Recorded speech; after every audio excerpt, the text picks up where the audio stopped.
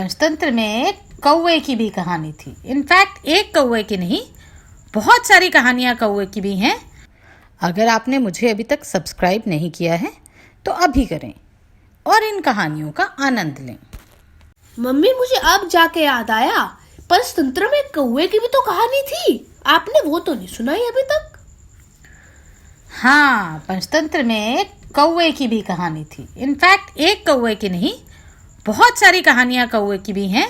पर आज मैं तुम्हें एक ऐसे कौवे की कहानी सुनाऊंगी जिसको गीदड़ ने सही सलाह दी और उसके बाद वह अपने परिवार को बचा पाया।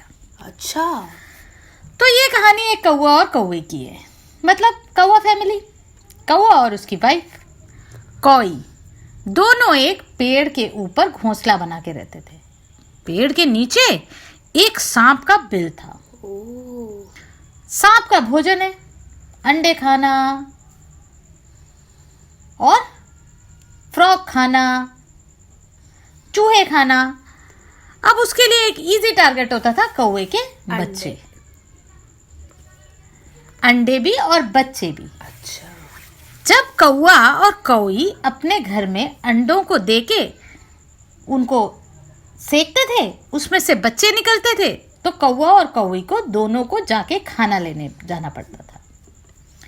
अंडों के ऊपर तो कौई हमेशा रहती थी, तो जब सांप आने लगता था तो कौई उसको अपनी चोंच से मार मार के भगा देती थी, ठक ठक ठक करके।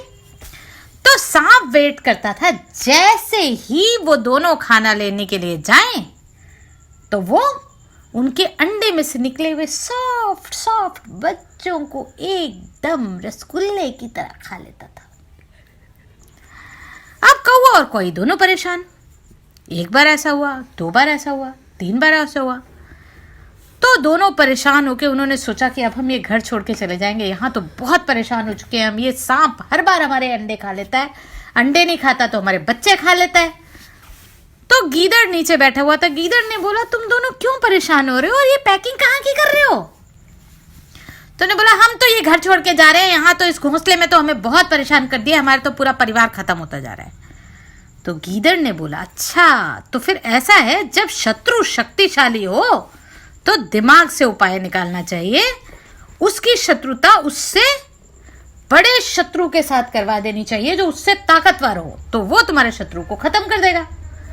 तो कौवे ने बोला, भैया गीदड़ भाई, आप तो बहुत समझदार हो, मैं ठहरा साधारण कौवा, मुझे तो ये सब ज्ञान की बातें समझ में आती नहीं, आप ही कोई उपाय बताओ जो किया जाए। तो कौवे ने कहा कि ऐसा है, तुम एक काम करो, सांप को मारने का जो उपाय है वो ये है, तुम जाओ, राजा के महल में बहुत कीमती कीमती आभूषण होते हैं, उन आभूषणों में से एक कंठार, क्योंकि कंठार तुम्हें उठाने में इजी होगा और थोड़ा बड़ा भी होता है साइज में, तो दिखाई भी दे जाएगा सबको, सिपाहियों को, कि तुम कंठार उठा रहे हो। छोटा सा तुम अंगूठी लेके जाओगे, सिपाहियों को पता ही नहीं चलेगा कौई ने मुंह में कुछ दबाया या नहीं दबाया, बेचारे तुम्हारा काम खराब हो जाएगा। तो जाना एक कंठार, कंठार मतलब होता है गले का हार। एक गले का हार, बड़ा सा नेकलेस टाइप, जो हैवी हो, बड़ा हो और जिसको तुम उठा पाओ, उसको लाके यहाँ पर सांप के बिल के सामने डाल देना और सिपाही आएंगे और वो अपना जो भी उनको प्रॉपर एक्शन लगेगा वो करेंगे। कौवे ने कहा, ठीक है, मुझे लगता तो नहीं है इससे कुछ होगा, पर आप बोल रहे हो तो करके देख लेते हैं ये भी। अगले दिन सुबह सुबह कौवा गया और कौई गई उड़ के। अब कौवा कहता है कि मैं तो फीमेल सेक्शन में जाऊंगा नहीं, क्योंकि मैं तो मेल हूं। तो कौई ने बोला, भैया ठीक है, तू नहीं जाएगा तो मैं जाती हूँ। कौई उड़ के गई अंदर रानी के महल में। उसने देखा वहां पे रानी के बड़ी सुंदर सुंदर चमकदार हार, बड़े सारे आभूषण पड़े थे।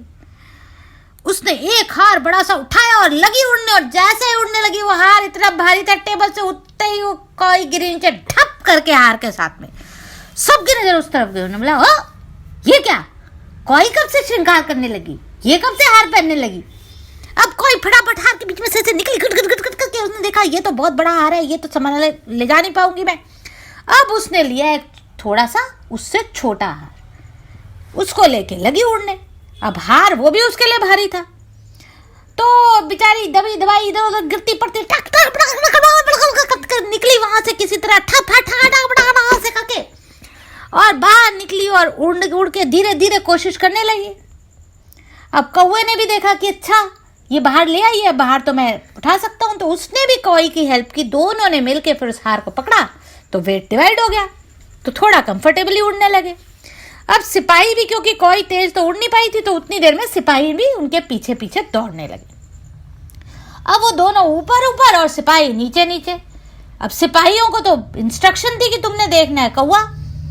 अब सिपाही उनके पीछे भाग रहे थे, देख तो ऊपर रहे थे, ऊपर देखते देखते दौड़े जा रहे थे। 2-4 आदमी उनके नीचे आ गए, घड़ फिर भागे, फिर गिरे, फिर भागे, फिर गिरे, कांटों में भी घुस गए बेचारे, क्योंकि देख तो ऊपर रहे थे। लग गई, पर करें क्या, कांटा बचा लो तो राजा फिर कोड़े मारेगा। अब बेचारे किसी तरह दौड़ते भागते कौवे के पीछे पीछे पहुंचने लगे। कौवे ने देखा, जब वो सिपाही पास आने लगे, उन्होंने फटाफट हार सांप के एकदम बिल के अंदर घुसाया और ऊपर बैठ गए। अब सिपाहियों को कौवा पकड़ने की चिंता कि कौवा कैसे पकड़ोगे ऊपर चढ़ के, कौवा उड़ जाए। तो उसने बोला, दूसरे ने बोला, अरे भाई यार कौवा छोड़, मेन क्या है, हारेगी कौवा है, कौवा लेके जाएगा रानी, कौवा थोड़ी पहनेगी, पहनना तो रानी ने हार ही है ना। बोला हाँ ये तो तूने सही बोला, मैं इतनी देर से कौवा देख रहा हूं। तो उसने बोला हार का है, तो हार का थोड़ा सा कोना सांप के बिल के बाहर दिख रहा था।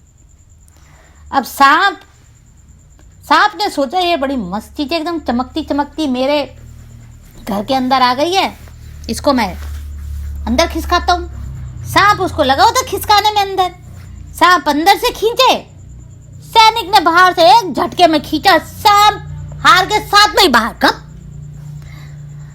उस सैनिक के हाथ से सांप को देखते ही हार वो छूटा खट करके। बोला तेरी, अब रानी क्या सांप पहनेगी?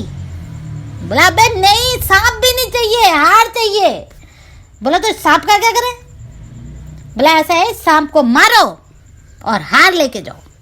तो ने डंडे से ठा ठा ठा करके सांप को मार दिया और हार लेके चले गए।